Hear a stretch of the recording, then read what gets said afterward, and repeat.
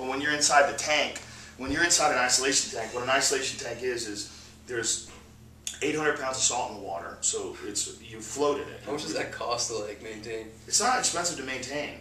What's expensive is to get it, to get the salt. The salt's like over $1,000 worth of Epsom salts, yeah. And then the tank itself is like $8,000, give or take.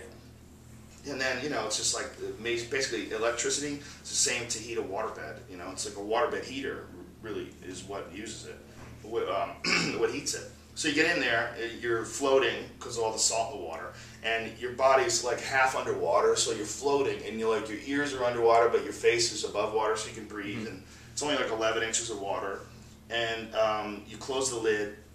You're in total silence, total darkness. You don't feel the water because it's the same temperature as your skin, and you have no weight because you're floating in it. So it's like once you settle in and relax, you're in an experience of total weightlessness, no sound, no sight, no sensory input. There's nothing coming in. So when you're in that state, your mind is like so much more powerful because your brain doesn't have to use up all its resources to process any sensory input. So you can think about things so clearly in there. It's such a great way to think about things. It's such a great way to. Do you pretty much go to that to like think about big decisions you're gonna make? Like yeah, anything that's really fucking with me, anything that's really bothering me, I go there and it straightens me out. It puts me on the right path. It's too difficult to. It's like you ever try to like read a book while someone's yelling at you? It's like it's almost impossible. Or even just talking around. You I try to do homework in our living room. Freaking when the girls are home, Jesus fucking Christ. Yeah, of course. It's like impossible. Yeah.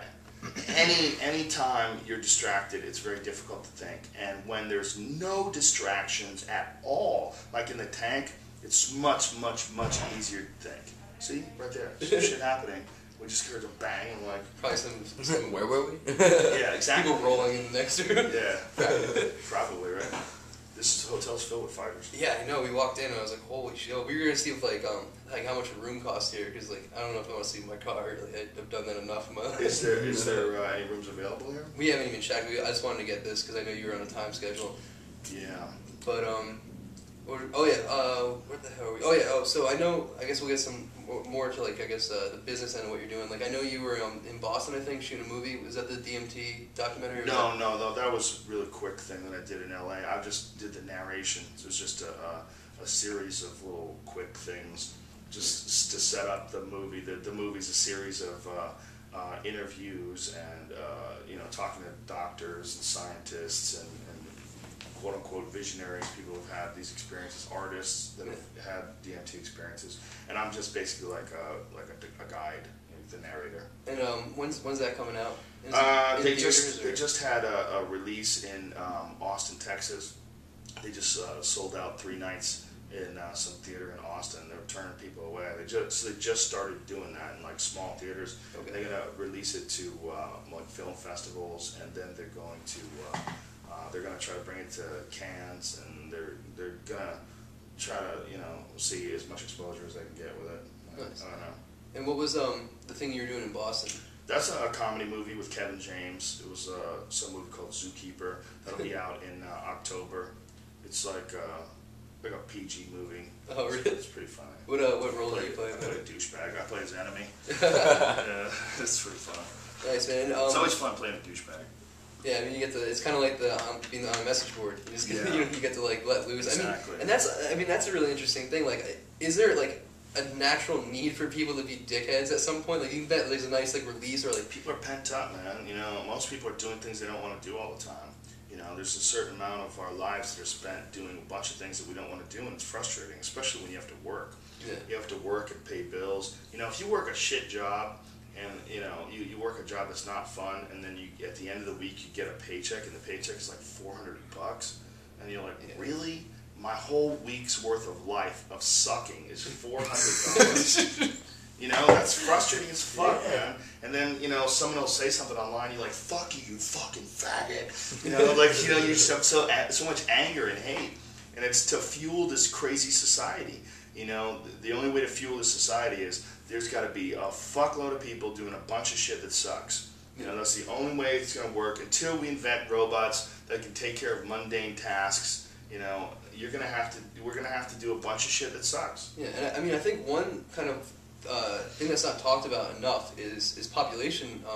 I don't want to say control because it sounds all Nazi-like, Right. but realistically, like, we're getting to a point where we're like resources. Yeah, like we have to figure out a way to kind of like curb it or reach a equilibrium point where we're not like just pumping out kids, because then you have more resources, you need that, and then you don't have enough jobs.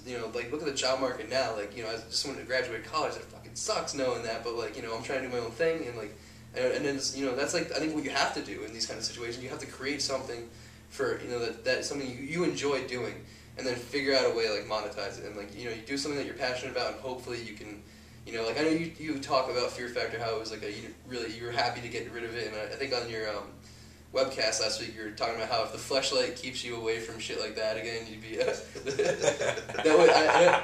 I have one question about that. Please tell me the guy when he approached you was like it'd be a perfect fit in terms of the sponsorship. Please, like you think he did he use those words? Yeah, it'd be a perfect fit. Yeah, I was hoping he would. I think he said something along those lines. Really? Yeah. I mean,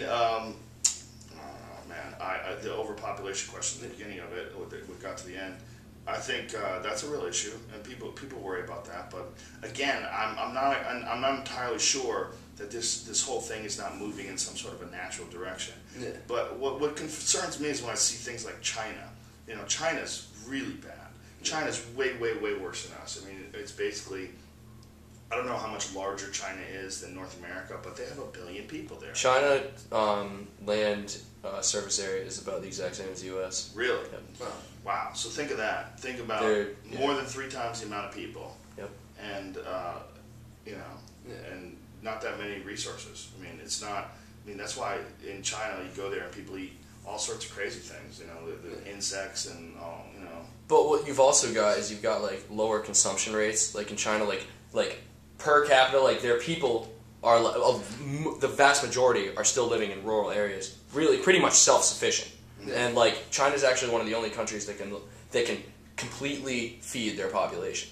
Yeah, they're still self-sufficient on like food. That's interesting considering how big their population is. Yeah, and like you were there, right? Yeah, I went to China. Like how the one thing that concerns me is like I love like going camping, and I don't like going camping at these like bullshit like they're set up and you're like I want to be by myself in like lots of woods. You bring a gun. Yeah, well, I mean, yeah, I guess so. I mean, like, you know what I mean, but like, think about animals, son.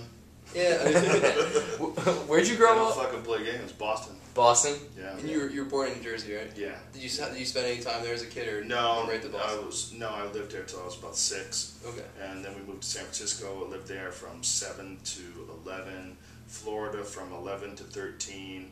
Boston from 13 to 24. 24 to 27. New York. 27 to current LA.